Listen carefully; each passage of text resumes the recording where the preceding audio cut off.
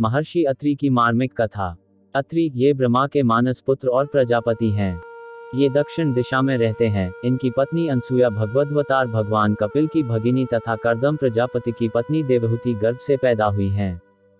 जैसे महर्षि अत्रि अपने नाम के अनुसार त्रिगुणातीत परम भक्त थे, वैसे ही अनसुया भी असूयारहित भक्तिमती थीं। इन दंपति को जब ब्रह्मा ने आज्ञा की कि सृष्टि करो, तब इन्होंने सृष्टि करने के पहले तपस्या करने का विचार किया और बड़ी घोर तपस्या की। इनके तप का लक्ष्य संतानोत्पादन नहीं था, बल्कि इन्हीं आंखों से भगवान के दर्शन प्राप्त करना था। इनकी श्रद्धापूर्वक दीर्घकाल की निरंतर साधना और प्रेम से आकृष्ट होकर ब्रह्मा, विष्णु, महेश तीनों ही देवता प्रत्यक्ष उपस्थित हुए। उस समय ये दोनों उनके चिंतन में इस प्रकार तल्लीन थे कि उनके आने का पता तक न चला। जब उन्होंने ही इन्हें जगाया, तब ये उनके चरणों पर गिर पड़े, किसी प्रकार संभल कर उठे और गदगद वाणी से उनकी स्तुति करने लगे। इनके प्रेम, सत्य और निष्ठा को देखकर उन्हें बड़ी प्रसन्नता हुई और उन्होंने वरदान मांगने को कहा।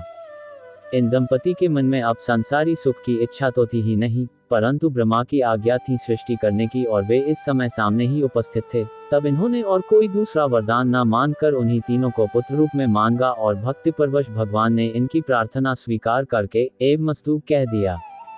समय पर तीनों ने ही इनके पुत्र रूप से अवतार ग्रहण किया। विष्णु के अंश से दत्तात्रेय, ब्रह्मा के अंश से चंद्रमा और शंकर के अंश से दुर्वासा का जन्म हुआ।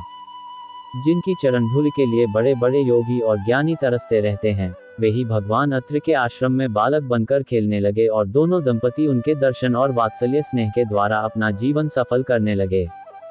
अनसुया को तो अब कुछ दूसरी बात सूझती ही न थी। अपने तीनों बालकों को खिलाने पिलाने में ही वे लगी रहती।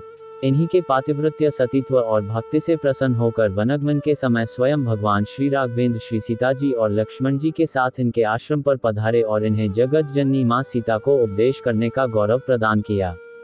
उस समय अत्रि जी ने बड़े ही सुंदर शब्दों में भगवान श्री रामचंद्र की स्तुति करते हुए अंत में एक हाथ जोड़कर प्रार्थना की।